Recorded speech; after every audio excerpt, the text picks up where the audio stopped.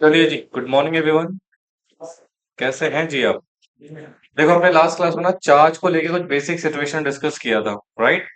And hopefully कि आपने charge revision कर रखा है। इसका आगे का सिचुएशन हम डिस्कस करेंगे। जैसे ना एक चार्ट है बना रखा है सेक्शन 78 का। किसका बेटा? सेक्शन 78 का क्या कहता है देखो, application for registration of charge where company fail to register the charge with in a period of 30 days. याद है 30 डेज था, और मैक्सिमम आज के डेट में कितना टाइम है बेटा? 120 दिन का। कितना बेटा? उसमें एडिशनल चार्जेस लगेंगे अगर 120 दिन के अंदर रजिस्टर्ड नहीं कराया, तो फिर फाइन लगेगा। सॉरी, फिर कर ही नहीं सकते हो। हाँ, फिर रजिस्ट्रेशन अलाउड ही नहीं है। तो क्या है सर, कंपनी फेल हो जाती है जी। इसका मैं चार्ट बनाऊंगा, थोड़ा ध्यान से सुन लो पहले मेरा लाइफ। ठीक है। कंपनी ने चार्ज रजिस्टर्ड नहीं किया। मैं एक बात बताऊं, चार्ज रजिस्टर्ड ना करना ज्यादा नुकसान किसके लिए है? चार्ज होल्डर के लिए। भाई जो लैंडर है उसके लिए नुकसान है। हाँ, तो देखो, कहते हैं जो चार्ज होल्डर में apply ROC for registration of charge. बेटा लैंडर ही होगा, बोरोवर थोड़ी होगा। कौन होता है लैंडर? हाँ, तो उसी के नाम पे तो चार्ज क्रिएट करते हो आप। ठीक है। चार्ज होल्डर अप्लाई कर सकता है आरओसी को। ठीक है, तो कहते हैं with in prescribe period of time, जो भी कंपनी में दिया हुआ है section 70 along with the additional, और जो भी एडिशनल फीस का रिक्वायरमेंट है उसके हिसाब से। ठीक है। After registration of charge, charge holder can recover the additional fees जो भी उसने पे करी आरओसी से। किससे बेटा? कंपनी को। आरओसी में issue notice to the company calling show cause of application of the charge holder.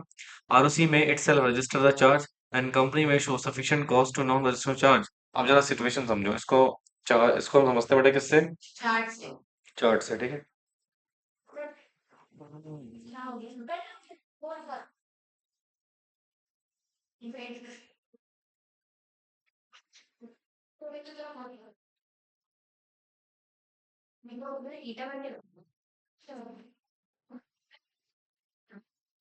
Chart, ठीक है, ध्यान सुनना। सेक्शन 78 हम अंडरस्टैंड कर रहे हैं। क्या अंडरस्टैंड कर रहे हैं बेटा? सेक्शन 78, प्लीज ध्यान से सुनिएगा। मान लो ये कंपनी है और ये है लैंडर्स। कौन है बेटा? अबे लैंडर कौन कौन हो सकता है जी? Bank, financial institutions, debentures, deposits. ठीक है, तो डिवेंचर होल्डर्स हो सकते हैं एंड डिपॉजिटर्स हो सकते हैं। कौन हो सकते हैं बेटा? जिन्होंने समहाउ कंपनी को, जिन्होंने समहाउ कंपनी को क्या किया बेटा? मनी लैंड किया हुआ है। क्या किया बेटा? मनी लैंड किया हुआ है। एंड सपोज कंपनी ने इसके बेसिस पे बेटा चार्ज क्रिएट किया है ऑन द प्रॉपर्टी या एसेट्स के ऊपर। ठीक है, कंपनी ने क्या किया बेटा? और जैसे ही आपने चार्ज क्रिएट किया तो आपके ऊपर सेक्शन 77 एप्लीकेबल हो जाता है कि आपको रजिस्टर्ड करना पड़ेगा किसके पास? आरओसी के पास इस चार्ज को। ठीक है, now as per section 77,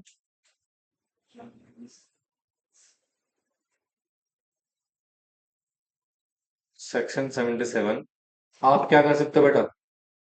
register कराना पड़ेगा विद आरओसी। किसके पास रजिस्टर कराओगे? आरओसी के पास। क्लियर है? अच्छा सुनो, ये हो गया सेकंड सिचुएशन। मान लेते हैं sir, if company fail,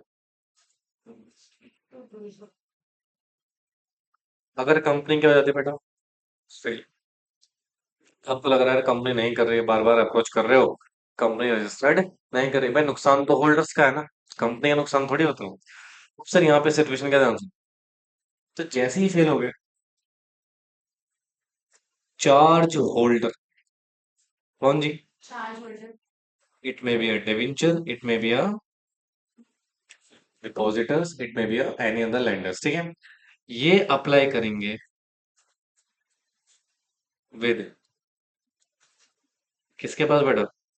ROC के पास। किसके पास जी? आरओसी के पास। और अप्लाई करेंगे विद इन 30 डेज। कितने दिन के अंदर? या फिर एडिशनल टाइम मिलता है ना हमें। हाँ। या फिर जो हमारे पास एडिशनल टाइम बचा है, कितना? 90 डेज का additional days. But problem is that sir, यहाँ पे आपको एक्स्ट्रा फीस पे करनी पड़ेगी। क्या पे करनी पड़ेगी बेटा यहाँ पे? एक्स्ट्रा फीस पे करनी पड़ेगी आरओसी के पास। ठीक है भाई, मान लो ना कंपनी 30 दिन के अंदर रजिस्टर्ड नहीं कर पाई, या फिर आपको लग रहा था कंपनी कर ही नहीं रही है, तो विद इन 30 डेज हम ही कर लेते हैं अप्लाई। ठीक है। और या फिर कंपनी ने 30 दिन के अंदर किया ही नहीं, आप भी 30 दिन के अंदर भूल गए, उसके बाद जो एडिशनल टाइम आपको मिला है लॉ में, राइट, उसके तहत आपने एडिशनल फीस पे करके किसको अप्लाई कर दिया? आरओसी जैसे ही आपकी एप्लीकेशन लेगा। अच्छा, ये कौन सा पॉइंट हो गया हमारा तीसरा? आरओसी के बाद जैसी एप्लीकेशन आएगी बेटा, वो सबसे पहले नोटिस में लेकर आएगी कंपनी को। किसको बेटा? यानी कि आरओसी यहाँ पे एक नोटिस भेजेगा पॉइंट नंबर फोर्थ में। क्या करेगा बेटा? नोटिस भेजेगा कि भैया हमारे पास फलाना फलाना डॉक्यूमेंट आया है रिगार्डिंग चार्ज रजिस्ट्रेशन। किसके रिगार्डिंग बेटा? तो आप बताओ, करना है क्या, करना है क्या, मतलब आपने क्यों रजिस्टर्ड नहीं कराया है charge order, why charge order apply कर रहा है। ठीक है। तो सफिशिएंट कॉज शो करो हमें, क्या करो बेटा? सफिशिएंट कॉज शो करो कि आपने रजिस्टर्ड क्यों नहीं किया। ठीक है। अब यहाँ पे दो बातें हो सकती है, या तो कंपनी सफिशिएंट कॉज शो करेगी, या तो कंपनी शो नहीं करेगी। राइट, ध्यान सुनना। सर कंपनी यहाँ पे हो सकता है अपने रीजन बताए कि उसने चार्ज रजिस्टर्ड क्यों नहीं किया। यहाँ से निकाल दो यार, समझ जाओगे ना। पॉइंट नंबर 5, कंपनी यहाँ पे क्या कर रही है बेटा? शो कर रही है, शो सफिशिएंट कॉज। क्या शो कर रही है बेटा? Sufficient cause. राइट, अगर सफिशिएंट कॉज शो किया, तो फिर आरओसी उस चीज को कंसिडर करेगा और चार्ज को रजिस्टर्ड नहीं करेगा। हो सकता है तेरा पैसा प्रॉपर ना आया हो, there is some issues over there between these two, तो उस शो कॉज नोटिस के बेसिस पे बेटा आरओसी फर्दर एक्शन नहीं लेगा। ठीक है। तो यहाँ पे आरओसी में क्या हो जाएगा बेटा? Not register the charge. इसको रजिस्टर्ड नहीं करेगा। अगर दो केसेस में आरओसी सुओ मोटो, क्या बेटा?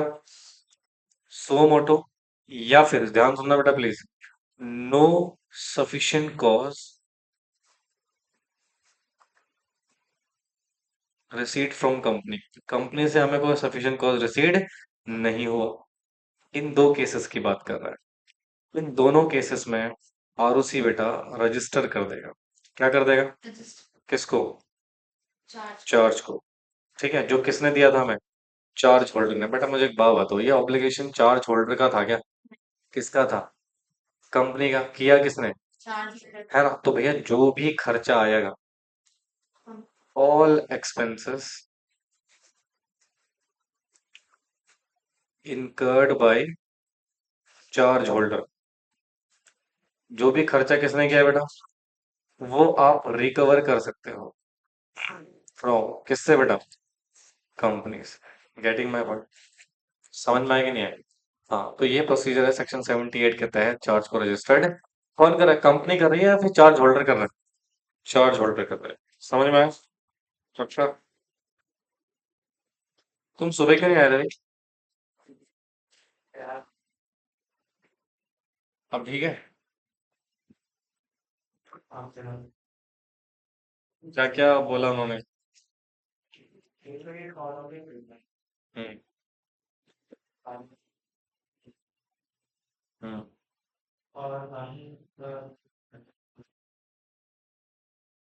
तो वो हो गया था या उसके लक्षण थे? मेरा लक्षण नहीं थे, फिर वो हो गया था। लक्षण होते हैं तो फिर क्या होता है ना, इतना बीमार नहीं पड़ता इंसान की बेड से उठ ही नहीं पा रहा है। समझ रहे हो? तो क्या क्या ले रहे हो डाइट्स वगैरह?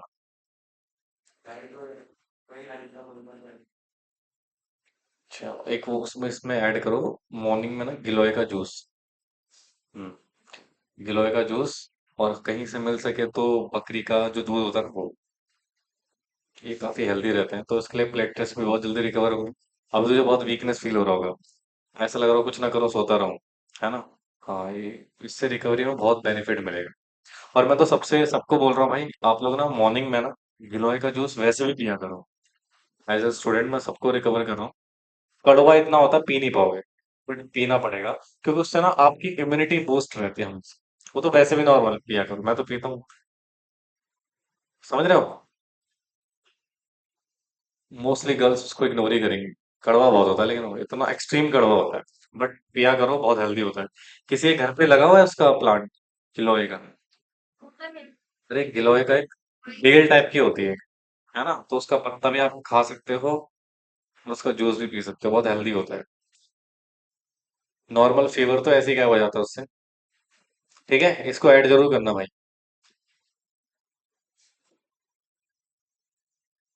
और कहीं पपीते के पत्ते मिल जाए तो वो भी अच्छे होते हैं इसके लिए।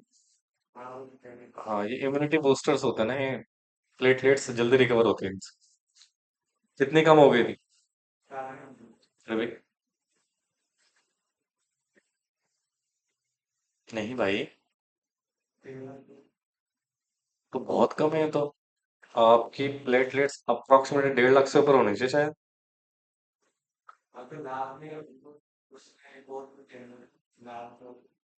1300 कम हुई है? क्या बोला? डॉक्टर ना ऐसे ही बोलते हैं, क्यों? ताकि घबराए ना फिर। कभी भी देखना, डॉक्टर नहीं बोलेगा डायरेक्टली आपको ये प्रॉब्लम होगी, बोले इसका सिम्टम्स हैं, आपको लक्षण। मेरी सिस्टर को हो गया था ना भाई साहब, वो उठ ही नहीं पा रहे थे, उसके हड्डियों में इतना दर्द होता।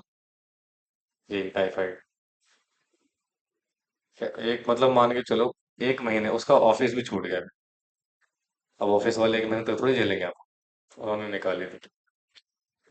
हमने कहा भाड़ में जाए ऑफिस, हेल्थ फर्स्ट।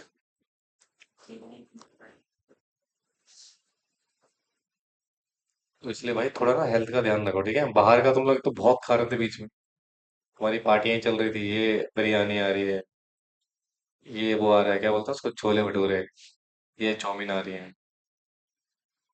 तो उससे भी इफेक्ट पड़ता है आपका इन सब चीजों पे। मम्मी जब घर से खाना बना के भेज रही है तो घर का खाना खाओ, नालायक। कुछ बोल रहा हूँ मैं? इंटरप्ट कैसे कर रही है बीच में? ये हो गया सबका?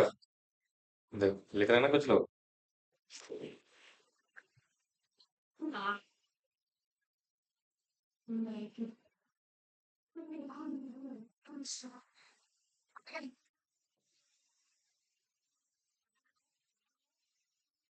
पीछे हो गया सबका?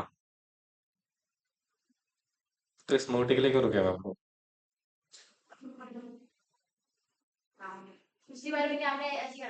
ओके।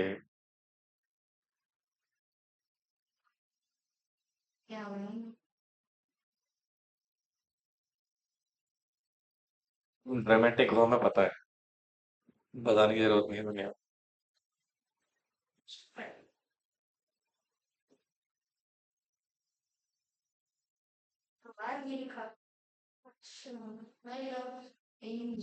तुम्हें सोनाली का नाम कैसे पता दूसरा?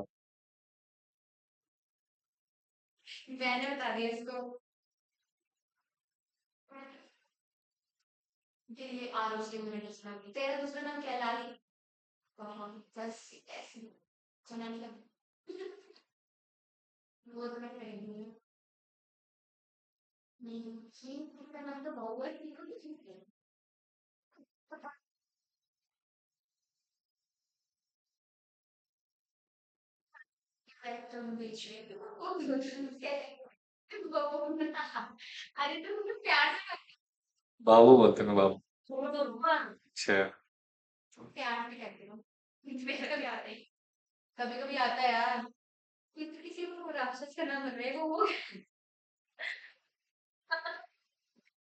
अरे बच्चों को बोलते हैं बेवकूफ।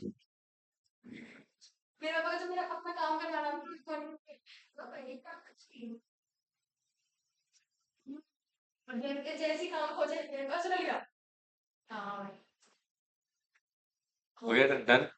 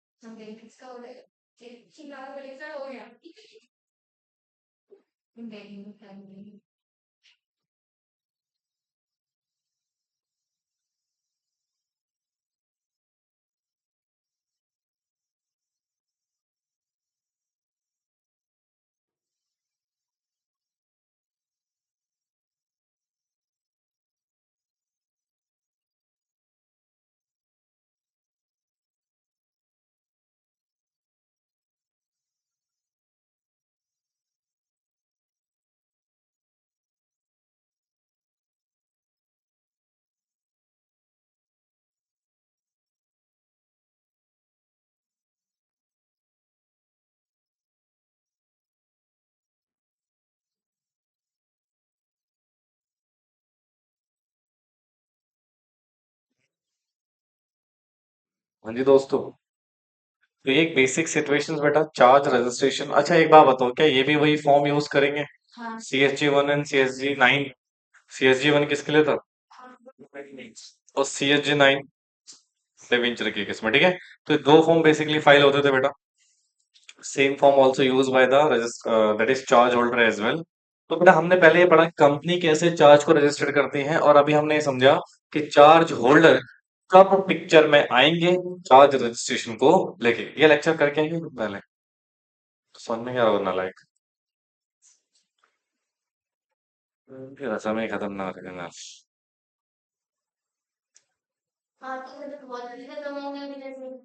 वो तो ठीक है, आवाज को क्या हुआ? मिठाई अकेले अकेले खाएगी तो ऐसे ही होगा। देखो दोस्तों, आए तो था, देखा नहीं मैं, प्रकाश को भेज दिया था। अरे तुम गुस्सा हो गया? क्लास के बाद बात करते हैं, मैं बताऊंगा अपनी मजबूरियां तो। Where a company failed to register क्या बेटा? Charge within a 30 days refer in this particular section। ठीक है। कहते हैं the person in whose favor charge created। हाँ, तो उसी को तो चार्ज होल्डर बोलते हैं ना। हाँ, मैं अप्लाई कर सकता है बेटा रजिस्ट्रार को रजिस्ट्रेशन के लिए, किसका बेटा? चार्ज अलोंग विद इंस्ट्रूमेंट जो भी क्रिएट किया गया है, कौन से फॉर्म में? CSG 1 and CSG 9 as the case में भी। वन किस केस में जाता है दोस्तों? अदर देन डिवेंचर के केस में। और CSG 9 in case of debenture case में। देखिए जो भी पीरियड डिफाइन किया गया है कहाँ पे? सेक्शन 77 में। और साइंड करेंगे, एंड दिस जो भी एडिशनल या वन लेवल फीस लगेगी वो आपको पे करना पड़ेगा। समझ में आया? हाँ जी बेटे। या आगे देखो, रजिस्ट्रार में ऑन सच एप्लीकेशन एक नोटिस इशू करेगा, किसको बेटा? कि हमारे पास एज सच एप्लीकेशन रिसीव हुई है रिगार्डिंग योर कंपनी। ठीक है। कंपनी में आइदर इटसेल्फ मतलब कंपनी फिर खुद ही रजिस्टर करवा सकती है चार्ज को, बोलो बच्चे, या फिर सफिशिएंट कॉज बताएगी why such charge should not be registered. या तो कंपनी खुद ही बोलेगी चलो ठीक है भाई एप्लीकेशन है, हम भूल गए थे, हम ही फाइल कर देते हैं। ठीक है। या तो फिर क्या करेगी बेटा? रीजन बताएगी कि हमने इसको क्यों रजिस्टर्ड नहीं कराया है। ठीक है। कहते हैं on failure part of company register में अलाउ रजिस्ट्रेशन ऑफ सच, कितने दिन के अंदर बेटा? 14 days after giving the notice to company। ठीक है। कहते हैं this does not extinguish the liability of company in case of offense has been committed for registration like delay of registration। ठीक है। ये बेसिकली क्या नहीं है बेटा, एक ऑफेंस की तरह इसको कंसिडर हम। ओके राइट, सुनो ध्यान से। वे कहते हैं where registration affected the application of the person whose favor the charge created then the person shall entitled to recover क्या बेटा? कंपनी से जो भी उसने फीस या एडिशनल फीस आरओसी को पे करी है for the purpose of registration. पढ़ चुके ऑलरेडी? हाँ जी सर, समझ में आया। कोई दिक्कत कोई परेशानी? अब जो करेगा acquire property subject to section 79। कहते हैं provision of section 77 relating to the registration of charge shall far as may apply to. क्या लिखा हुआ है? कंपनी एक्वायर कर रही है any property subject to charge with in the meaning of that section where there is modification in terms and conditions or extend or operation of any charge, उसको क्या करना पड़ेगा? आपको रजिस्टर करना पड़ेगा। क्या कह रहा है बेटे? कंपनी एक्वायर कर सकती है कोई भी प्रॉपर्टी जिसपे क्या लगा हुआ है? चार्ज। ठीक है। और दूसरा कह रहा है अगर कोई मॉडिफिकेशन होता है तो उस मॉडिफिकेशन का फिर क्या कराओगे? रजिस्टर्ड कराओगे। और रजिस्ट्रेशन कराने का सेम ही प्रोसीजर है। अब यहाँ देखो, इसको थोड़ा सा और डिटेल में अंडरस्टैंड करेंगे। क्या लिखा है? कंपनी एक्वायर कर रही है कोई भी प्रॉपर्टी सब्जेक्ट टू चार्ज। इधर देखो, when the modification in particulars of charge by ARC. अभी तुमने एआरसी पढ़ा नहीं है, ये आपका उसमें पढ़ोगे अभी एसबीएल में। ठीक है। ARC assets reconstruction companies. ठीक है। जनरली होता है कि मैं आपको बता दूं, जैसे मान लो कंपनी ना फंड्स वगैरह पे नहीं कर पा रही है, लोन वगैरह पे नहीं कर पा रही ना, वो लिक्विडेशन में चली गई है, या फिर उस कंपनी को कोई और एक्वायर करना है। ठीक है। तो उस केस में क्या होता है, एआरसी एक ऐसी कंपनी है बेटा जो आपके जो एसेट्स है ना उसको सेल आउट करके आपका पैसा रिकवर करवाती है, मतलब बैंक का पैसा क्या करवाती है? रिकवर करवाती है। इसका मेनली काम होता है, बाकी हम इसको डिस्कस करेंगे डिटेल में। In terms of securitization and reconstruction of financial act and enforcement of interest act 2002, ये एक एक्ट है बेटा सरफासिया एक्ट, वो भी मैं वहीं पे आपको डिस्कस करूंगा। ठीक है। कहते हैं charge is required to registered with required in case of registration of the charge. मतलब अगर आप ऐसी कोई प्रॉपर्टी एक्वायर कर रहे हैं और उसमें कोई मॉडिफिकेशन करते हैं, उस मॉडिफिकेशन को भी आप क्या करोगे बेटा? रजिस्टर कराओगे। क्या कराओगे बेटा? रजिस्टर। ठीक है, और टाइम लिमिट कहाँ डिफाइन है? और वो as it is same apply होगा बेटा, जो भी आपका बेसिक सिचुएशन रहेगा, जहां से आपने एसेट्स क्या करिए बेटा, एक्वायर करिए, वहां से टाइम एप्लीकेबल हो जाएगा। ठीक है, बात है मॉडिफिकेशन अगर कर रहे हैं चार्ज में, मॉडिफिकेशन मतलब चेंज कर रहे हो। Modification include variation of any terms an agreement including the variation of the rate of interest, increase या decrease in amount of the borrower, change या फिर स्वैप कर रहे हो सिक्योरिटी को, extension of time of repayment कर रहे हो, which may by mutual agreement या फिर बाय ऑपरेशन ऑफ लॉ, मतलब खुद कर रहे हो या लॉ के ऑपरेशन के तहत कर रहे हो। Even if the right of charge holder assign to third party, it will be modification. उसको क्या कंसिडर करेंगे बेटा? और ऑफ कोर्स जब जब मॉडिफिकेशन होगा, तब तब आपको रजिस्ट्रेशन कराना पड़ेगा। ठीक है, तो देखो क्या लिखा, modification of charge is a stage of subsequent to creation of क्या बेटा, charge. It is quite likely that the terms and condition and limit of charge already created and registered with the concerned register, ठीक है, are subsequently changed and modified due to further development by creation of the equitable mortgage and subsequent data info, enhancement and reduction of the credit facilities etc. तो ये सभी चीज को हम क्या करेंगे बेटा, मॉडिफिकेशन कंसिडर करेंगे। ये कुछ मॉडिफिकेशन है, ऑलरेडी तुम पढ़ चुके हो। ठीक है, सेक्शन 79 क्या कह रहा है बेटा, clear the requirement or registration charge shall also apply to the company acquiring the property subject to, मतलब सेक्शन 79 कह रहा है जो प्रॉपर्टी कंपनी एक्वायर कर रही है जिसपे चार्ज है, उसमें अगर कोई मॉडिफिकेशन होता है तो उसको भी आप क्या करोगे, रजिस्टर कराओगे। तो सेम ही प्रोसीजर है बेटा, इसमें कुछ अलग से चीजें नहीं। ठीक है, वही फॉर्म है बेटा, CSG 1, CSG 9, CSG 2 और CSG 3। CSG 3 किस केस में था? मॉडिफिकेशन में जब ROC रजिस्टर्ड करता है तो सर्टिफिकेट इशू करता है CSG 3 में बेटे।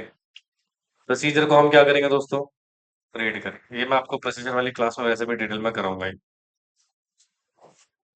चलिए अब आइए इस पे, सेक्शन 80 क्या लिखा हुआ है। वैसे सुनो, हमारा ना 3 सेक्शन हो गया, 77 हो गया, 78 हो गया, 79 हो गया। सुनो ध्यान से, 77 में मेन रजिस्ट्रेशन है, 78 में कौन कर रहा था, चार्ज होल्डर, 79 में मॉडिफिकेशन के केस में अगर कोई प्रॉपर्टी वगैरह एक्वायर कर रहे हो तो वो, ये तीनों ही किसके लिए रिगार्डिंग है बेटा, रजिस्ट्रेशन ऑफ चार्ज को लेके है। क्या है बेटा, रजिस्टर ऑफ चार्ज को लेके हैं, बस सिचुएशंस अलग अलग हैं। ये कंपनी सो मोटो रजिस्टर कर रही है 77 में।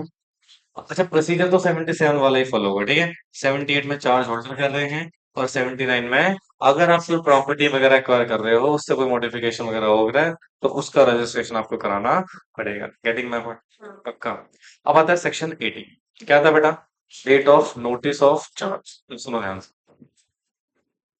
वेयर एनी चार्ज किसके ऊपर है बेटा, या फिर किसके ऊपर है, एसेट्स ऑफ कंपनी में किसी भी अंडरटेकिंग इस रजिस्टर्ड कर दिया कहाँ पे, सेक्शन 77, मतलब कंपनी ने चार्ज क्रिएट करा अपने प्रॉपर्टी एसेट्स एंड अंडरटेकिंग पे। ठीक है, तो कहते हैं एनी पर्सन जो एक्वायर करा सच प्रॉपर्टी सच एसेट्स या फिर undertaking or part there of or any share or any interest there in shall deem to have a notice to charge from the date of such registration. जरा सुनना ध्यान से, situation क्या है। This section clarify that if any person acquire capital, property, assets, capital, undertake for which charge already registered, it would be deemed that he has complete knowledge of charge from the date of charge is registered। अब जरा सुनना, situation क्या कह रहा है इधर। Heading क्या थी बेटा इसकी, डेट ऑफ नोटिस। ठीक है, भाई नोटिस का क्या कॉन्सेप्ट है, क्या सिचुएशन है, इसको समझेंगे। देखो, सेक्शन है 80, कौन सा सेक्शन है जी, 80। ये है कंपनी, क्या है बेटा, ठीक है, कंपनी ने चार्ज क्रिएट किया हुआ है। क्या किया हुआ है, चार्ज क्रिएट किया हुआ है ऑन, किसके ऊपर, कोई कंपनी की एसेट्स, कोई कंपनी की प्रॉपर्टी, या फिर इट्स अंडरटेकिंग।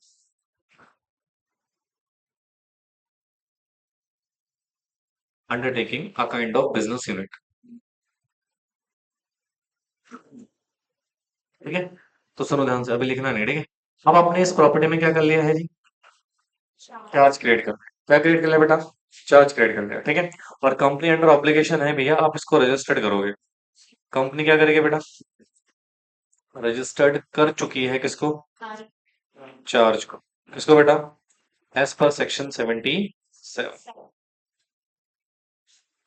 तो 77 में आपने इस पे रजिस्टर्ड कर लिया है। अब सुनो ध्यान से, जैसे ही चार्ज रजिस्टर्ड होता है ना, इसकी इंफॉर्मेशन अवेलेबल हो जाती है पब्लिक डोमेन में। कहाँ पे? पब्लिक डोमेन में ये इंफॉर्मेशन अवेलेबल रहता है via master data of company. किसके जरिए बेटा? Master data of company. अगर आप किसी भी कंपनी का मास्टर डेटा डाउनलोड करेंगे और अगर उसमें चार्ज क्रिएट है तो वो चार्ज दिखेगा, उसमें चार्ज दिखेगा। अभी मैं आपको बताऊं कैसे दिखेगा, ठीक है? समझ में आ रहा है? हाँ। अब सर ये जितने भी एसेट्स हैं they are subject to charge, ये सभी क्या है बेटा? इनमें चार्ज लगा हुआ है। नहीं बोलेंगे नालायक। अब मान लो कोई मिस्टर एक्स, कौन है बेटा कोई? मिस्टर एक्स इन प्रॉपर्टी को क्या कर रहा है? एक्वायर कर रहा है। और सच प्रॉपर्टी, बोलो, नहीं बोलोगे? या तो उसमें से कुछ पार्ट एक्वायर कर रहा है। भाई जब मैं एक्वायर बात करता हूँ तो क्या एक्वायर कर रहा हूँ? होल। या फिर क्या कर रहा है बेटा? पार्ट एक्वायर कर रहा है। या फिर उसमें कोई इंटरेस्ट क्रिएट कर रहा है, एक्सेट्रा। ठीक है? यानी कि या तो आप पूरा पूरा परचेज कर रहे हो, या फिर उसका एक छोटा सा पार्ट परचेस कर रहे हो, या उसमें कोई इंटरेस्ट क्रिएट कर रहे हो, कोई शेयर्स क्रिएट कर रहे हो, वट एवर एक्सेट्रा। ठीक है? तो this is the first situation and this is the second and this is third situation. ठीक है? तो सर यहाँ पे ना सेक्शन 80 किसके ऊपर अप्लाई है? एक्स के ऊपर। किसके ऊपर अप्लाई है? तो सेक्शन 80 कहता है कि भैया इस व्यक्ति को ये नॉलेज है। क्या है बेटा? नॉलेज है कि ये जो प्रॉपर्टीज है जो भी ये खरीद रहा है, सच एसेट्स या फिर प्रॉपर्टी, क्या बेटा?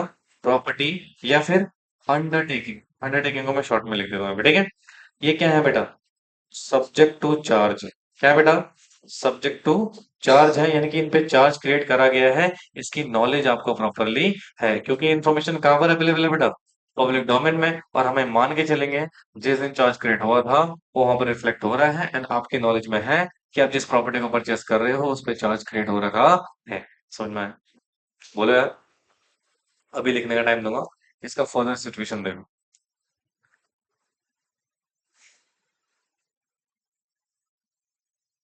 देखो क्या लिखा हुआ है?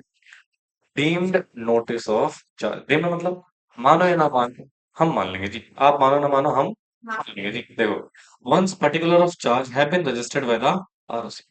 कहते हैं डिटेल ऑफ क्रिएशन ऑफ क्या बेटा? Charge become a matter of public domain if any person acquire property or assets of company, और किसी अंडरटेकिंग को परचेस कर रहे हो सब्जेक्ट टू क्या बेटा? Charge under section 77, such person shall deem to have a notice of charge from the date of such registration। मतलब मान लेंगे आपको पता है भैया अपनी कंपनी में all document filed under the provision of this act open for inspection under section 399 of Companies Act 2013।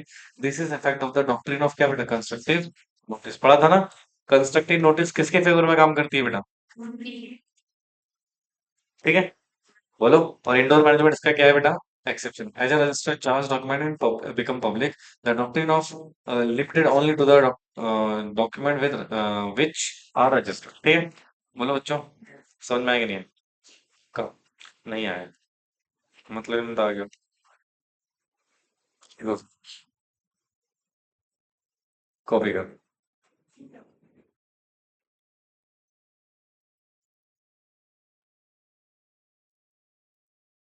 Sonali आया था ना?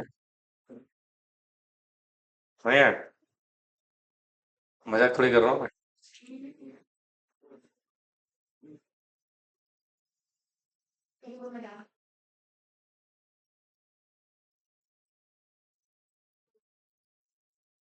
इससे पहला लेक्चर देखे आपने? कहाँ से आई थी नालायक?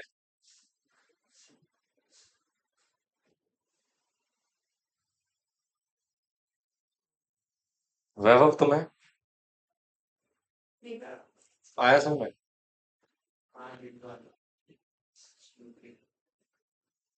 मतलब यही देखो। नहीं यार, तुम तो बहुत इंटेलिजेंट बच्चा हो। इतना इंटेलिजेंट मैं तारीफ भी नहीं कर सकता। वर्ड्स ही नहीं मेरे पास। सारे शब्द खत्म हो गए मेरे पास।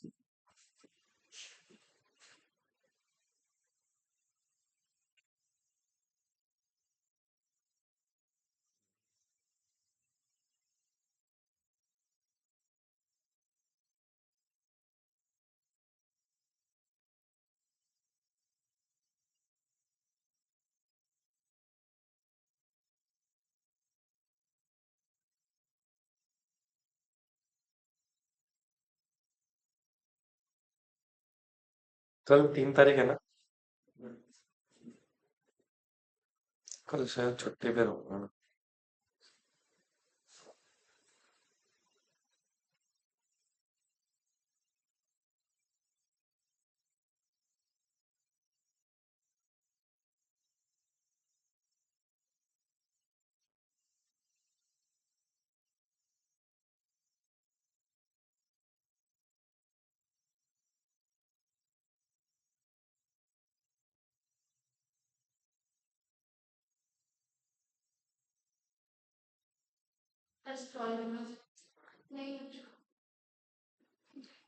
अंजलि जी ने बोला रुकने को तो रुकना पड़ेगा ना।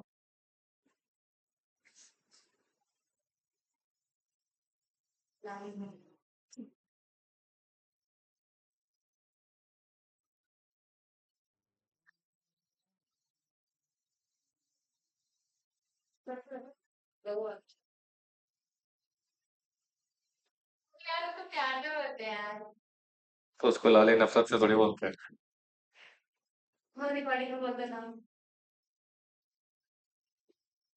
Sir please send me OTP on MCA forward कर रही हूँ क्यों?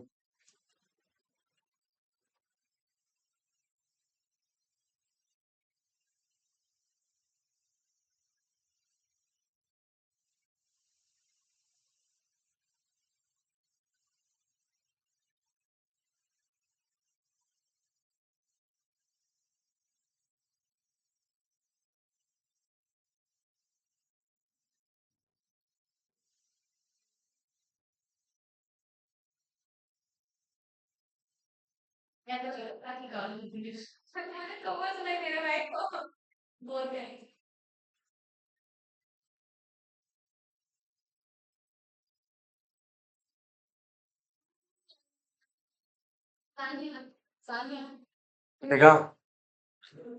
अब इधर सुनो दोस्तों, सेक्शन 80 आई होप सो आपको समझ में आया हो। आई होप, आशा तो मैं यही करता हूँ। ठीक है, अब जरा सुनो यार। एक टॉपिक है, सेटिस्फेक्शन ऑफ चार्ज। क्या है बेटा? Satisfaction of charge. क्या हुआ, ठंड लग रही है? फिर भाई ये एग्जॉस्ट बंद कर देना। कहाँ से होगा? स्विच से।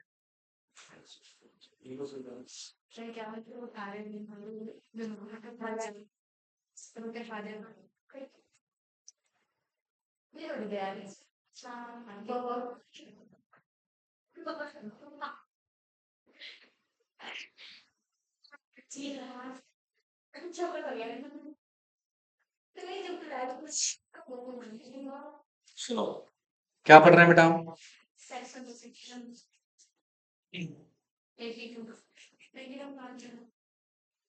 फूफी के घर गया मैं, थोड़ी देर में आएगा।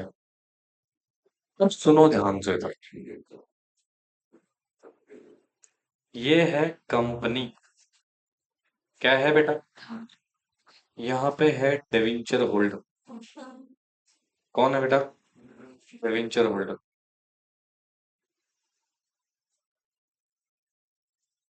यहाँ पे है डिपॉजिटर्स या फिर बैंक्स और एफआईस। ठीक है, अब मान लो डिवेंचर होल्डर्स ने यहाँ पे पैसा दिया हुआ है इनको वाया डिवेंचर्स। हाँ, और इन्होंने मनी डिपॉजिट किया हुआ है यहाँ पे। बोलो। हाँ जी। अच्छा, और बैंक ने क्या दिया हुआ? ऑफ कोर्स लोन दिया हुआ है। सोनाली देखो तो फिर बोले कि समझ नहीं आया। ठीक है, हेलो, समझ में आ रहा है? यहाँ तो कोई दिक्कत? This is the first scenario. Company ने ऑफ कोर्स क्या किया हुआ है बेटा? क्रिएट किया हुआ है क्या? चार्ज ऑन एसेट्स या फिर प्रॉपर्टी। एसेट्स के ऊपर या प्रॉपर्टी एक्सेट्रा। ठीक है, हाँ जी। अब सर मानिए चार्ज क्रिएट कर दिया। अच्छा सुनो, अब ये जो जैसी इस प्रॉपर्टी पे चार्ज क्रिएट हुआ, तो यार कंपनी पे इन प्रॉपर्टी को बेचने की फ्रीडम है क्या? नहीं सर। कंपनी प्रॉपर्टी को बेच नहीं सकती। ठीक है। इसमें बेसिकली बेटा एक तरीके से आप किसी और का इंटरेस्ट क्रिएट कर देते हो। ठीक है। बट मान लो इफ कंपनी रीपे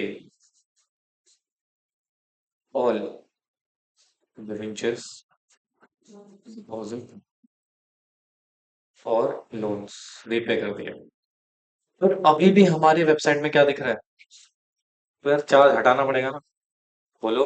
हाँ। तो जैसे ही कंपनी ने लोन रीपे किया, ध्यान से सुनना कंसंट्रेट, ये कंपनी बेटा आरओसी के पास एक एप्लीकेशन फाइल करेगी। क्या करेगी बेटा? File an application.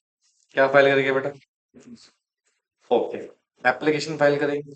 ठीक है। और जब एप्लीकेशन फाइल कर रही है तो इसमें बता रही है कि हमने सारा लोन क्या कर दिया है? रीपेड। Loan repaid. और आप हमारे प्रॉपर्टी में से जो चार्ज है उसको क्या करो? रिमूव करो। क्या करो बेटा? यानी कि आर उससे रिक्वेस्ट कर रही है to remove charge from property. Property में से सारे के सारे चार्जेस को क्या कर दो बेटा? हटा दो। तो सर ये जो हम रिक्वेस्ट कर रहे हैं ना आरओसी को रिमूव करने की चार्ज के रिगार्डिंग, यही है सेटिस्फेक्शन ऑफ चार्ज। क्या है बेटा? Satisfaction of charge. अब चलो कंपनी ने ये सेटिस्फेक्शन फाइल किया और आरओसी मान गया, ऐसा होगा क्या? नहीं sir. ROC will issue a notice. ROC क्या करेगा बेटा? नोटिस इशू करेगा किसको? चार्ज होल्डर को। किसको बेटा? और इनसे बोलेगा प्रोवाइड करो नो ऑब्जेक्शन सर्टिफिकेट। प्रोवाइड क्या बेटा? एनओसी। कि आपका लोन रिपे हो चुका है। सुनो, यहाँ पे दो सिचुएशन हो सकते हैं। इन्होंने इशू कर दिया एनओसी कि हाँ जी सारा लोन क्या हो चुका है? रिपे हो चुका है। या फिर नो, या फिर इनके पास इनको ऑब्जेक्शन। क्या बेटा इनको? या तो ये ऑब्जेक्शन करेंगे कि नहीं जी लोन तो पे नहीं हुआ है। अच्छा जब ऑब्जेक्शन दिया, क्या दिया बेटा? ऑब्जेक्शन, फिर तो सेटिस्फेक्शन रजिस्टर्ड नहीं होगा, तो उस पर कार्रवाई होगी जो भी देखा जाएगा। तो ROC not registered satisfaction. ROC not register क्या बेटा? Satisfaction of charge. बोलो। और अगर कोई ऑब्जेक्शन नहीं है तो क्या रजिस्टर कर देगा satisfaction of charge? Register satisfaction of charge. समझ में आया? नहीं आया? आया कि नहीं आया?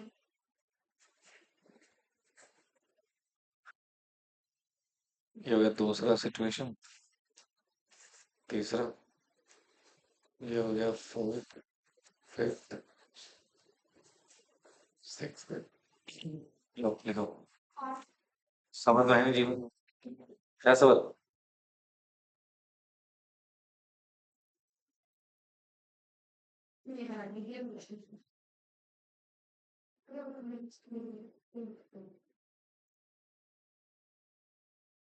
अरे राम, कब तक रहेगा यार ये?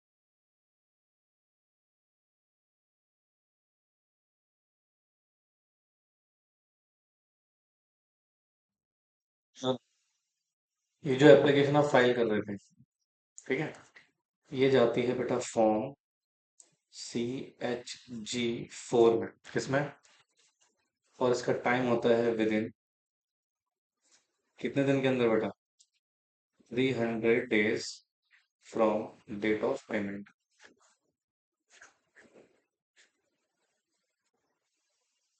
ठीक है, सुन भी रहे हो नलायक हो। अच्छा, एक मिनट रुको। अब ये पेमेंट कर दिया, फॉर्म फाइल कर दिया, यहाँ ROC क्या इशू करा था, सेटिस्फेक्शन को रजिस्टर करा था, उसको बोलते हैं मेमोरेंडम ऑफ सेटिस्फेक्शन, क्या बोलते हैं, और ये इशू होता है फॉर्म CHG 5 में। किसमें बेटा, CSG 5 में। कितने फॉर्म पढ़ लिए आप लोगों ने, 1 2 3 4 5 9, ठीक है, लिखो। सबर सबर रखना जीवन में जरूरी है। जगह नहीं थी,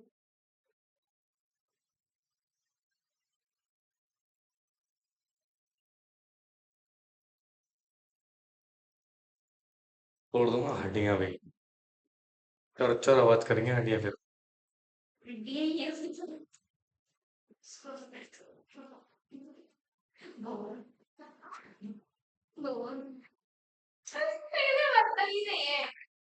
तेरे बोलो, हमारी आवाज आप ना बेकार सी।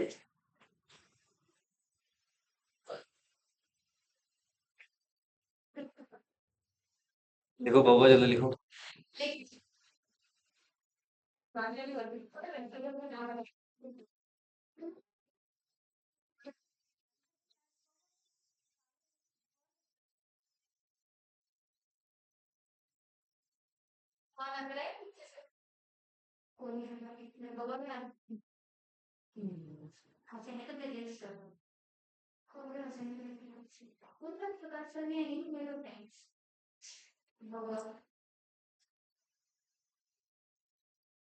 लिखा दोस्तों।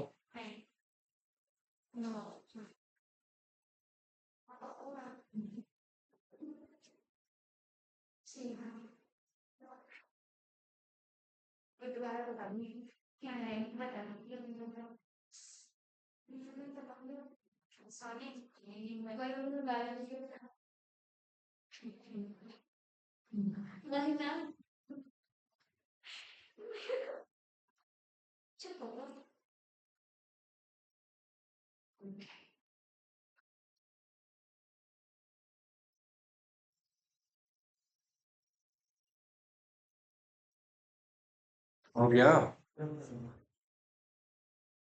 इसका दे देंगे।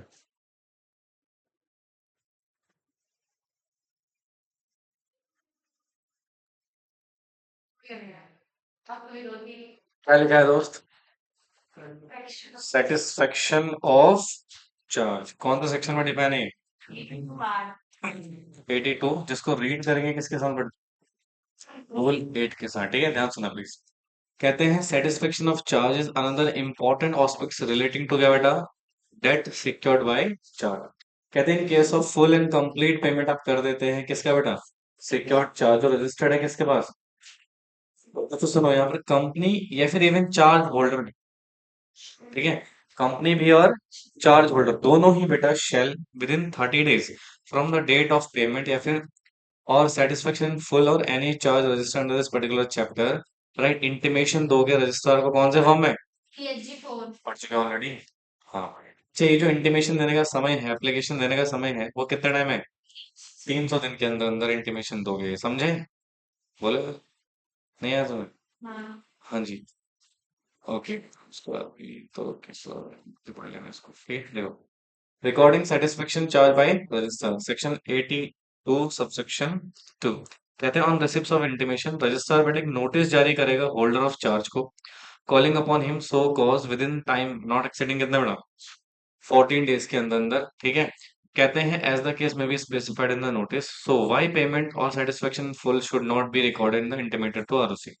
भैया सुनो, चार्ज होल्डर को हमने नोटिस दे दिया, वो बताएगा कि हाँ पेमेंट आ गई है या फिर नहीं आई है, ठीक है, अगर कोई कॉज नहीं उसने शो किया, ठीक है, तो sir charge holder the registrar shall order that memorandum of satisfaction shall be entered in the register of charge maintained by the registrar under section 81 अभी 81 पढ़ेंगे हम लोग ठीक है shall inform the company and he has done ठीक है बोलो register कर देगा तो कहता है इफ कॉज अगर कोई कॉज शो हुआ है तो record or note and effect the register charge and shall be inform to the company अगर आपने कोई रीजन बताया तो फिर कंपनी को इन्फॉर्म करोगे भैया रजिस्टर ये चार्ज ऑर्डर तो मना करे हमने पेमेंट नहीं किया है तो इनसे बात करोगे बस ये सब ठीक है However, so notice shall not be sent in case of registrar. Obvious सी बात है specified in the long letter of charge holder stating the amount has been देखो जहाँ पे चार्ज ऑर्डर खुद बोल रहे हैं लेटर में कि हाँ पेमेंट हो चुका है और उसके साथ हमने CSG4 फाइल करा है तो फिर क्या नोटिस देने की जरूरत है नहीं सर वहां पर चार्ज ऑर्डर खुद ही बोल रहे हैं तो फिर आपको CSG4 साइन करके अच्छा साइन किसने करा हो बेटा चार्ज ऑर्डर ने तो उस केस में अगेन आपको कोई इंटीमेशन वगैरह देने की जरूरत नहीं है ये टाइम फ्रेम दिया हुआ है विद इन 30 डेज करना है सेटिस्फेक्शन और अगर 300 दिन का टाइम देना तो एडिशनल फीस भी आपको देनी पड़ेगी ठीक है और फाइलिंग सेटिस्फेक्शन विद आरडी अगर आप आरडी को भी भेजोगे उसमें आप सेटिस्फेक्शन के रिगार्डिंग तो फीस इसमें आप क्या करो रिक्वेस्ट कर रहे हो क्या करो बेटा रिक्वेस्ट करोगे समय और दे दो हमें 300 दिन एक्सपायर हो चुके हैं ठीक है तो उसमें आपको एप्लीकेशन किसके फाइल करनी पड़ेगी बेटा आरडी को फाइल किसको फाइल करनी पड़ेगी बेटा अच्छा सर्टिफिकेट इशू हो जाएगा कौन से फॉर्म में CSG इसमें पढ़ चुके ऑलरेडी अच्छा अगर स्पेसिफाइड पब्लिक कंपनी है IFSC वाली तो एप्लीकेशन फाइल कर सकते हैं with in a period of 300 days such creations and additional fees जो भी स्पेसिफाइड है वो इसमें अप्लीकेबल होगी ठीक है अगर IFSC private company register may on application by the company allow registration made with in a period of 300 days of such creation of payment with additional fees in the case may be ठीक है same ही तो है ये पढ़ चुके already done एक बार read कर लेंगे उसको ठीक है प्रोसीजर एक बार क्या कर लोगे रीड कर लोगे क्या लिखा हुआ है signing off charge E form by insolvency resolution professionals या फिर रेजोल्यूशन प्रोफेशनल या फिर liquidator company under the resolution scheme देखो बेटा ये वाला जो पॉइंट है ना ये क्या है देखो IBC कोड है IBC कोड में जिसमें कंपनी की इंसॉल्वेंसी हो रही है क्या हो रही है बेटा इंसॉल्वेंसी के समय बेटा जो चार्ज के रिगार्डिंग सिचुएशन है ना राइट इन फॉर्म्स को कौन फाइल करेगा किसके सिग्नेचर होंगे इसमें किसके होंगे बेटा इंसॉल्वेंसी रेजोल्यूशन प्रोफेशनल या फिर रेजोल्यूशन प्रोफेशनल या फिर लिक्विडेटर ऑफ द कंपनी तो क्या कह रहा है जो CSG1 है या CSG4 है या CSG8 अभी 8 तुमने पढ़ा नहीं है CSG9 shall be signed by क्या बेटा इंसॉल्वेंसी रेजोल्यूशन प्रोफेशनल या फिर रेजोल्यूशन प्रोफेशनल या फिर लिक्विडेटर फॉर कंपनी जो कंपनी किस में चल रही है बेटा रेजोल्यूशन हो रहा है जिसका या फिर लिक्विडेशन हो रहा है इस द केस में भी फाइल्ड होगा किसके पास ROC के पास समझे पक्का यानी कि और दूसरा ये अभी आपको उतना आइडिया लगेगा नहीं क्योंकि इंसॉल्वेंसी रेजोल्यूशन क्या होता है आपको पता नहीं है लिक्विडेशन बाइंडिंग आपका एक प्रोसेस है ठीक है क्या लिखा हुआ जी पावर है किसके पास to make entry of satisfaction in sense of information from the company यानी कि यहाँ पर ROC सो मोटो भी सेटिस्फेक्शन करवा सकता है क्या करवा सकता है देखो क्या करें there may be time where company fail हो जाती है इंटीमेशन देने में किसको सेटिस्फेक्शन ऑफ चार्ज रजिस्ट्रार को बट अकॉर्डिंग टू सेक्शन 83 कौन सा सेक्शन बेटा 83 of the act register may on receipts of satisfactory evidence but satisfaction of registered the evidence it may be मतलब सुनो ROC का लग रहा है कि हाँ भैया उसके पास एविडेंस है कि पेमेंट हो चुका है फिर तो ROC सो मोटो भी क्या कर सकता है बेटा रजिस्टर कर सकता है ठीक है तो 83 में पावर है जैसा कंडीशन क्या है the debt for which the charge was given has been paid or satisfy the whole or part मतलब डेट पूरा पे हो चुका है।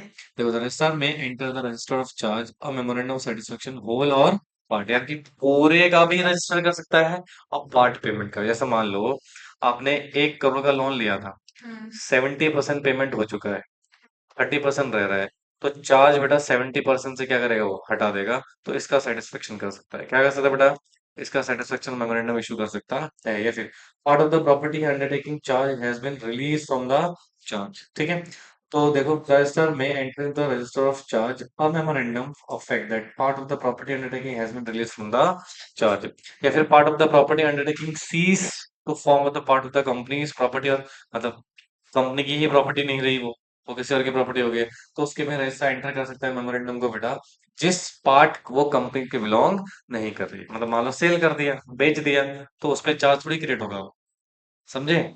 तो कहते हैं above action shall be taken by registrar, क्या लिखा हुआ है, notwithstanding the facts that no intimation has been received by him from the company. इससे फर्क नहीं पड़ता इंटीमेशन मिला है या इंटीमेशन नहीं मिला है। और ये कितने दिन के अंदर करोगे आप? समझ में आए? नाउ कोई यहाँ पे कह रहा था सर 82 81 का है, ठीक है, तो 77 हो गया, 78 हो गया, 79 हो गया, 80 हो गया, यस 81 ये है, 82 हो गया, 83 हो गया, यस। अब सुनिए क्या लिखा हुआ, रजिस्टर, रजिस्टर नहीं बेटा, register of charge maintain bye ROC office, यानी कि 81 कंपनी के लिए नहीं है, किसके लिए है, आरओसी के लिए। किसके लिए बेटा, आरओसी के लिए। तो देखिए सर, कहते हैं registrar of company shall maintain करेगा क्या बेटा, जिसमें कंटेन होंगे particular of charge registered in respect of every company in manner stated, ठीक है।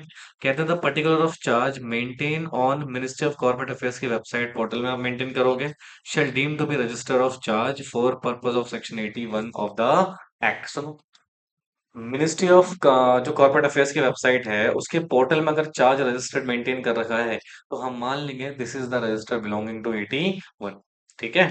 अगला क्या लिखा हुआ है, this charge register shall be open inspection any person payment of fees of each inspection, अगर आपने पेमेंट करी है इंस्पेक्शन की तो आप इंस्पेक्शन कर सकते हैं। तो कहते हैं एमसीए 21 प्रोवाइड करता है company specific detail of the history of the charge created and modify and satisfy since incorporation. However, sometime it may be happen that some charge document were not available online, which has been filed physically mode before MC21. These document can be viewed taking the physical inspection of the register. अब ये क्या है सुनो, मैं आपको ना situation दिखाता हूँ, एक एलएलपी का दिखाता हूँ आपको, मैं भी एलएलपी का क्रिएट करना, I will show you a LLP.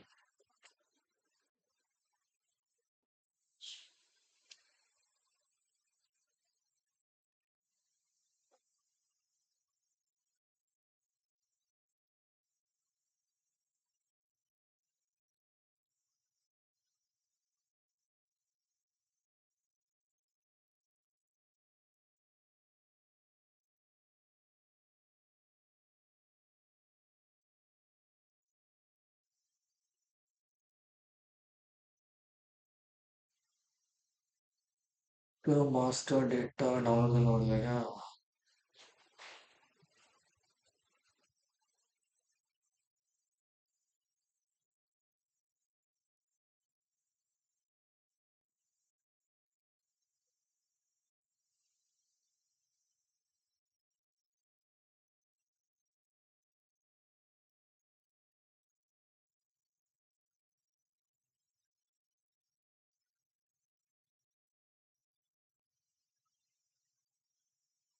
अगर ये नया वाला मास्टर डेटा हो तो दिख जाएगा।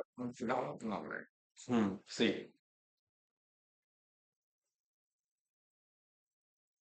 देख रहा है? देखो, ये एक एलएलपी है, ये क्या बेटा, एक एलएलपी है। देखो यहाँ पे ना चार्ज मेंशन कर रहा है, देखो क्या लिखा हुआ है, चार्ज आइडेंटिफिकेशन नंबर, ये रहा।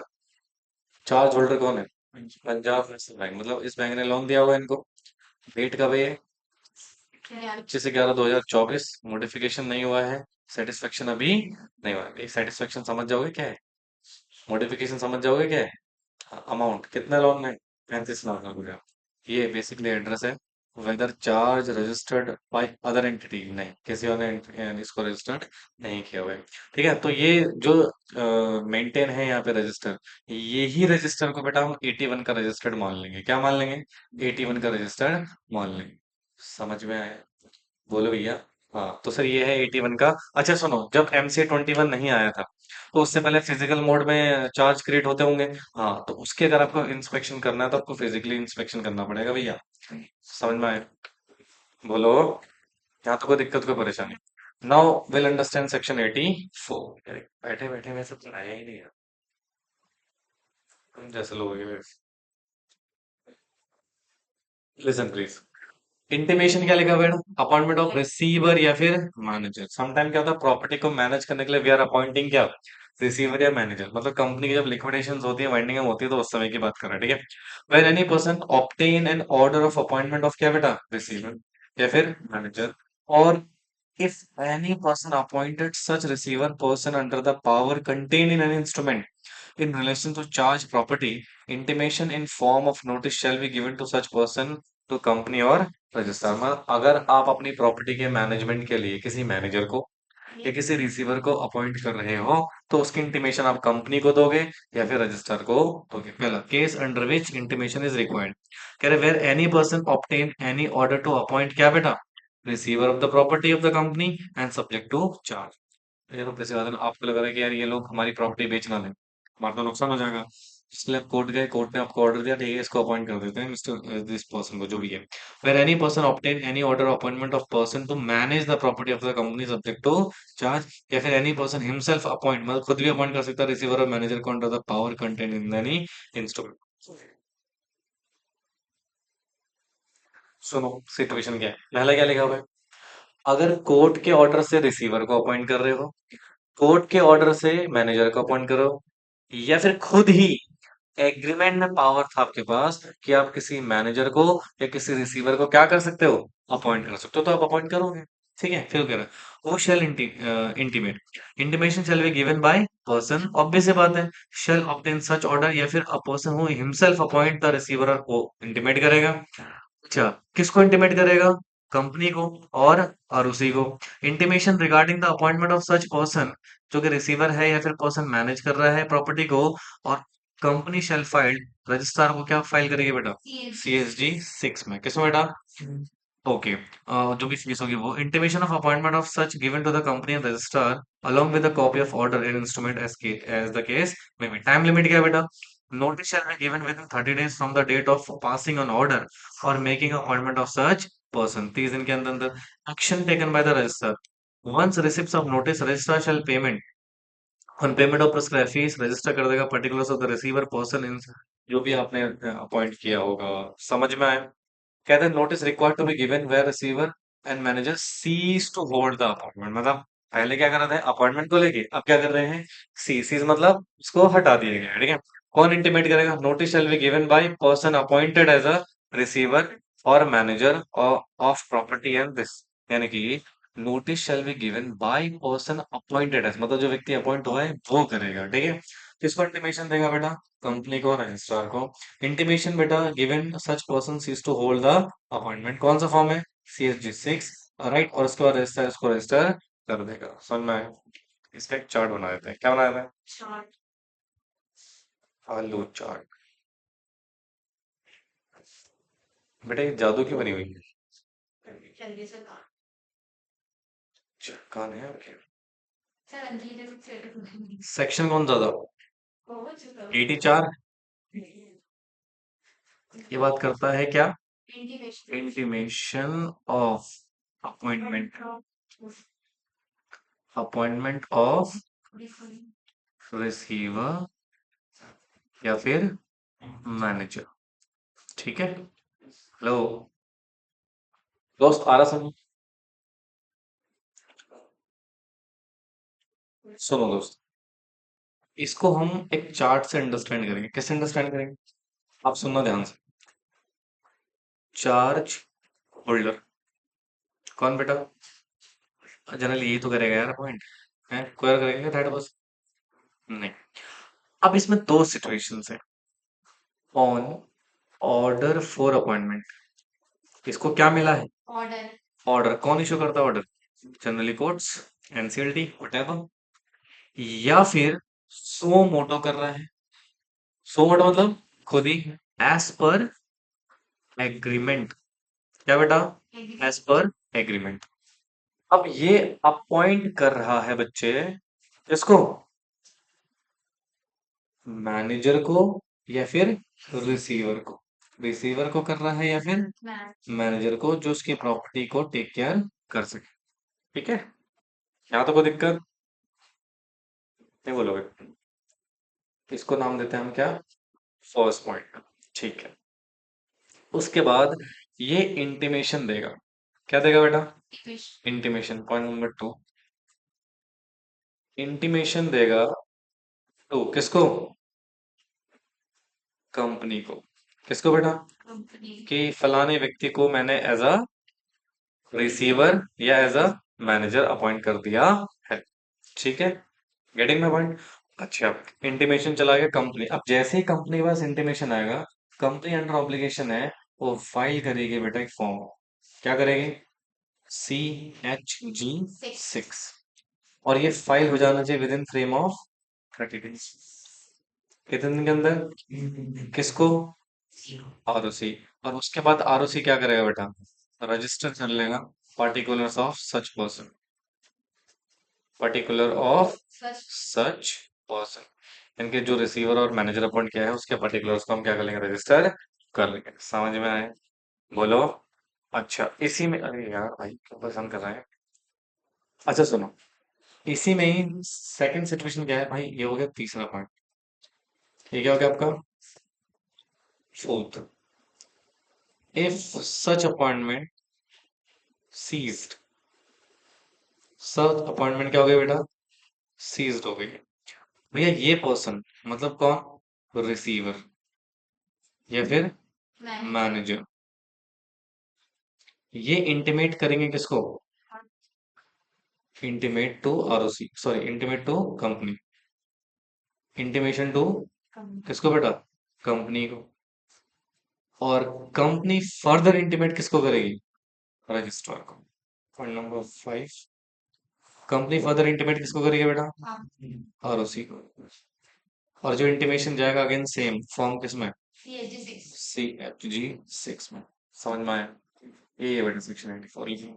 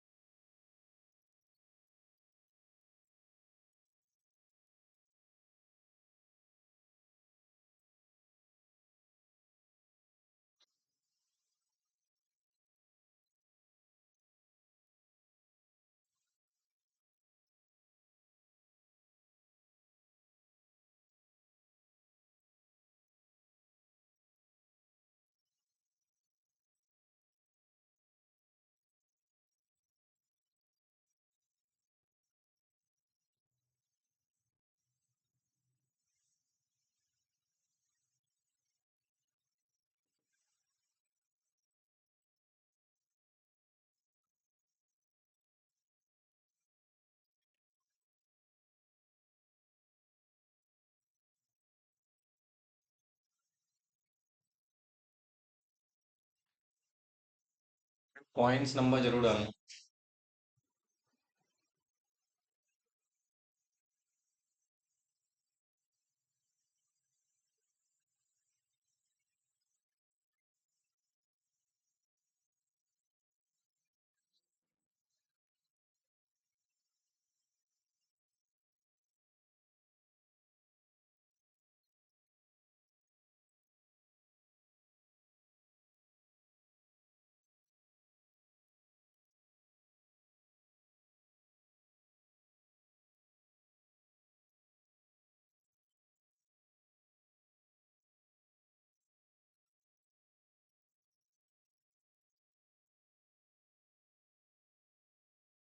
कितने फॉर्म्स हो गए? 1 2 3 4 5 6 7 का हुआ है? 9।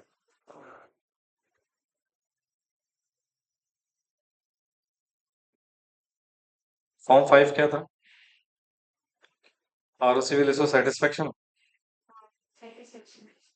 फोर फोर होता है कंपनी के साथ कंपनी फाइल करती है। एप्लीकेशन सेटिस्फेक्शन के लिए।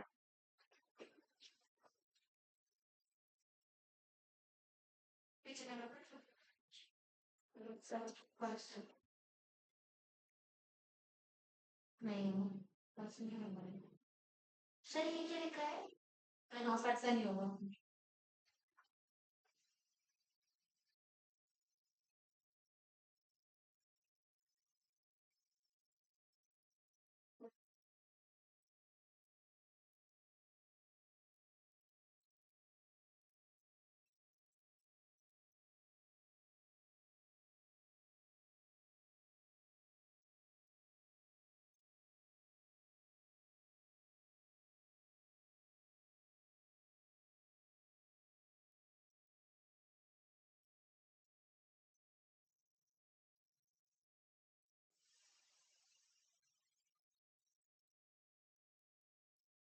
उत्तराखंड के हल्द्वानी स्थित भरतपुर आज सिर्फ एक इलाका नहीं बल्कि पूरे प्रदेश की कानून व्यवस्था और प्रशासनिक दृढ़ता की एक सबसे बड़ी परीक्षा बन चुका है।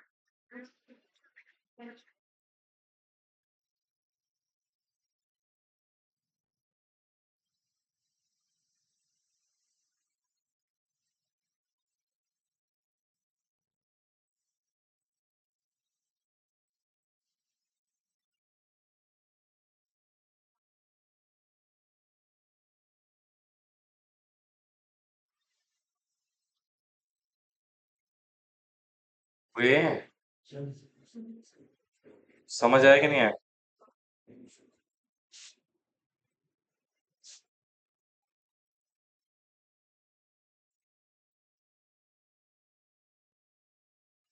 तो ये हो गया बेटा सेक्शन 84 डन।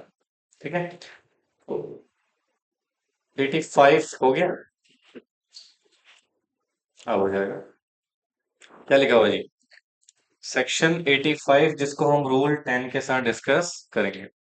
कह रहे थे कंपनी रजिस्टर ऑफ चार्ज। सुनो, आपने सेक्शन 81 पढ़ा था जिसमें आरओसी रजिस्टर मेंटेन कर रहा था। अब सेक्शन 85 क्या करें बेटा? कंपनी रजिस्टर मेंटेन करेगी। कौन से फॉर्म में? CHG 7 में। ठीक है, देखो manner of keeping register of charge. कहते हैं every company shall keep registered office में register of charge in form CHG 7 में, which shall include therein all charge and floating charge registered with the registrar on the property asset undertaking of the company, and particulars of any property acquired subject to the charge as well as particulars of modification। मतलब ये सारी चीजें आप उसमें mention करोगे। कौन से form में? CHG 7 में। बोलो यार। कहते थे एंट्रीज और register of charge maintain by company shall be made, क्या बेटा, forthwith after the creation modification satisfaction of charge. मतलब जब भी क्रिएट करोगे, जब भी मॉडिफाई करोगे या जब भी सेटिस्फेक्शन करोगे, उसकी एंट्री आप कर दोगे किसमें बेटा? रजिस्टर में। किसमें बेटा? रजिस्टर। कौन सा रजिस्टर? CHG 7। कहते हैं all entry in register shall be authenticated by director या फिर सेक्रेटरी ऑफ कंपनी या कोई भी पर्सन जिसको ऑथराइज किया गया है। समझे? और सर जो रजिस्टर ऑफ चार्ज है इसको प्रिजर्व करोगे परमानेंटली। कैसे बेटा? जब तक कंपनी है तब तक। ठीक है। एंड जो इंस्ट्रूमेंट क्रिएटिंग चार्ज मॉडिफिकेशन, मतलब जो इंस्ट्रूमेंट यूज हुआ है चार्ज क्रिएट करने में, उसको आप 8 साल तक के लिए रख सकते हो, जहां से आपने क्रिएट किया था वहां से। ठीक है, बोलो। Copy of instrument creating the charge shall also kept in registered office. मतलब जो चार्ज क्रिएट करने के लिए इंस्ट्रूमेंट बनाया था उसको भी कहाँ रखोगे बेटा? रजिस्टर ऑफिस में। क्या इसका इंस्पेक्शन हो सकता है? बिल्कुल हो सकता है जी। तो इंस्पेक्शन का क्या क्राइटेरिया है देखो। कहते हैं द रजिस्टर ऑफ चार्ज और इंस्ट्रूमेंट जो भी चार्ज क्रिएट कर रहे थे जो अपने कंपनी के रजिस्टर ऑफिस में रखा हुआ है, उसको ओपन करोगे किसके लिए? मेंबर कर सकते हैं, क्रेडिटर्स कर सकते हैं विदाउट फीस। मतलब अगर कोई मेंबर करना चाहता है या कोई क्रेडिटर्स करना है, इनको फीस देने की जरूरत नहीं है। इनके अलावा अगर कोई पर्सन है उसको फीस पे करनी पड़ेगी और रीजनेबल रेस्ट्रिक्शंस उसके ऊपर लगाई जाएंगी आर्टिकल के द्वारा। तभी वो क्या कर सकता है? बड़ा इंस्पेक्शन कर सकता है। वेरी वेरी इंपॉर्टेंट, पढ़ लेना इसको ढंग से। देखो क्या लिखा हुआ है। Register is often open for inspection. Obvious सी बात है। कब करोगे बेटा inspection? Business hour. Such inspection shall be subject to reasonable restrictions imposed by the company through article. मतलब कुछ रेस्ट्रिक्शंस आप इसमें लगा सकते हैं। अगर 86 बेटा बता रहा है पनिशमेंट रिगार्डिंग कॉन्ट्रावेंशन, अगर आपने लॉ सही से फॉलो नहीं किया तो कॉन्ट्रावेंशन कंपनी के ऊपर क्या है बेटा? ऑफिसर के ऊपर और एनी अदर पर्सन के ऊपर। कंपनी की लायबिलिटी कितनी है? 5 लाख तक की। ऑफिसर इन डिफॉल्ट की, अगर कोई फ्रॉड का मैटर है तो वहां पे बेटा 447 भी आपके ऊपर लग सकता है।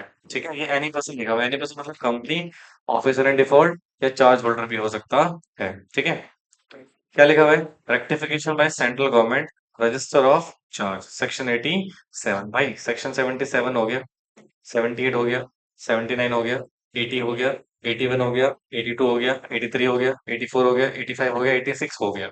लास्ट क्या है? दिस इज लास्ट सेक्शन ना। कह रहा है रेक्टिफिकेशन करने की पावर है किसके पास? सीजी के पास। कहते हैं सर कंपनी, सेंट्रल गवर्नमेंट के पास पावर है, मे ऑन एप्लीकेशन फाइल्ड, कौन से फॉर्म बेटा? मतलब जनरली आप सेंट्रल गवर्नमेंट को एप्लीकेशन फाइल करोगे कौन सा फॉर्म में? सीएचजी 8 में। किसमें बेटा? पहला, the omission to give an intimation to registrar payment or satisfaction of charge with in time specified in this, या फिर ओमिशन या मिस स्टेटमेंट हुआ है एनी पर्टिकुलर्स का in filing previously made to the registrar with respect to any charge modification there of in respect of which, मतलब आपने कोई modification किया था, उसमें कुछ गलती हो गई, कुछ मिस स्टेटमेंट हो गया है, उसको सही करने के लिए आप बेसिकली क्या कर सकते हो बेटा? सीएचजी में सीजी को अप्लाई कर सकते हो, सीएजी के ऑर्डर पे रजिस्टर को हम रेक्टिफाई कर सकते हैं। ठीक है, बस यही है, बिकॉज़ इसको रीड कर लेना, कुछ नहीं है। ये चैप्टर क्या हो गया बेटा हमारे यहाँ पे खत्म। अब एक बार फॉर्म की सीरीज पूरी 1 से लेकर 9 तक हमें याद हो जानी चाहिए। 1 क्या है? Registration other than debenture. 2 क्या है? Certificate of registration issued by ROC in case of creation. CSG 3 modification case में सर्टिफिकेट इशू होता है। सीएसजी 4 सेटिस्फेक्शन के लिए कंपनी फाइल करती है सीएसजी 4 में, और आरओसी सर्टिफिकेट इशू करता है सीएसजी 5 में। 6 में रिसीवर की और मैनेजर की इंटीमेशन देता है पर्सन। ठीक है, 7 में रजिस्टर, हाँ। रजिस्टर मेंटेन होता है चार्ज का। ठीक है, 8 में आप रेक्टिफिकेशन के लिए बोलते हो सेंट्रल गवर्नमेंट को। ठीक है, 9 डिवेंचर के केस में आप चार्ज को रजिस्टर्ड करा सकते हैं। चलिए, finally this chapter is over here. Thank you so much, मिलते हैं नेक्स्ट क्लास में। Bye bye, tata, good night.